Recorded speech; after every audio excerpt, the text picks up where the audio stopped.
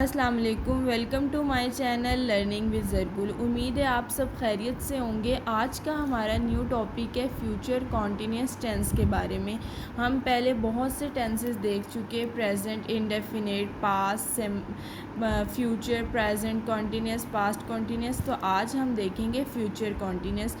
पिछले टेंसेस में भी मैंने आपको एक फार्मूला बताया था, identity, helping verb, verb, singular and plural. इस फार्मूला के अंदर 5 चीज़ें हैं और इसी की मदद से हम अपने टेंसेस कर रहे हैं। उम्मीद है आप सबको बहुत आसानी हो रही होगी। मेरी वीडियोस अच्छी लगें तो लाइक और सब्सक्राइब ज़रूर करें मेरे चैनल को और ज़्यादा से ज़्यादा आगे शेयर करें। आइडेंटिटी में फ्यूचर कॉन्टीन्यूअस टेंस की बात करें तो हम देखते हैं रहा होगा, रहे होंगे या रही होगी। यानी कि हमें पता चल रहा है कि कोई काम है जो होगा लेकिन कॉन्टीन्यूअस में। जैसे फॉर एग्ज़ाम्पल वो पढ़ रही होगी, एक ऐसा काम है जो कॉन्टीन्यूअस जारी ही चल रहा है। जैसे आमना खाना खा रही होगी, यानी कि वो मुसलसल कर रही है वो काम। वो सो रहा होगा, आलिया खाना बना रही होगी। इस तरह के जो हमारे पास आइडेंटिफिकेशन आएगी वो हमें पता चल जाएगा कि फ्यूचर कॉन्टीन्यूअस टेंस है। Helping verb future continuous tense में विल बी यूज़ होगा। जैसे ही आपको पता चले आलिया सो रही होगी या अली लिख रहा होगा तो आपको पता चल जाएगा अच्छा तो ये फ्यूचर कॉन्टीन्यूअस टेंस है। फ़ौरन से आपके जहन में क्लिक कर जाएगा। Helping verb will be use होगा, आईएनजी फर्स्ट फॉर्म के साथ यूज़ होगी, सिंगुलर विल बी है, प्लूरल विल बी। अगर शैल बी यूज़ करें तो भी रॉन्ग नहीं है, लेकिन आजकल ज़्यादा विल बी का ही इस्तेमाल होता है।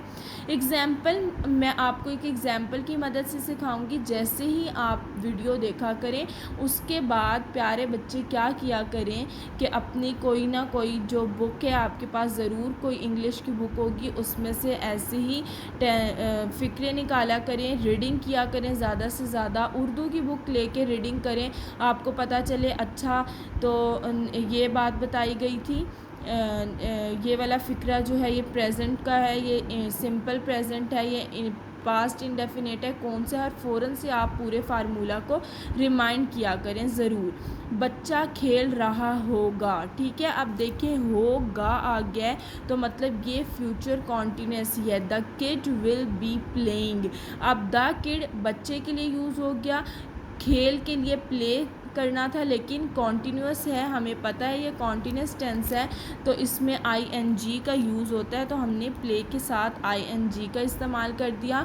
और हेल्पिंग वर्ब हमारे पास जो है विल बी यूज़ हो गया है। तो कितना आसान हो गया, the kid will be playing. It's very simple. बच्चा नहीं खेल रहा होगा, अब हमें पता है नहीं के लिए नोट इस्तेमाल होता है, बाकी सब वही, बस हमने बीच में नोट का इस्तेमाल कर देना है। The kid will not be playing. क्या बच्चा खेल रहा होगा। जब भी हमारे पास ऐसे क्वेश्चंस आते हैं तो हमें पता चल जाता है कि ये सवालिया फ़िक्र है, क्वेश्चनिंग हो रही है यहाँ पे।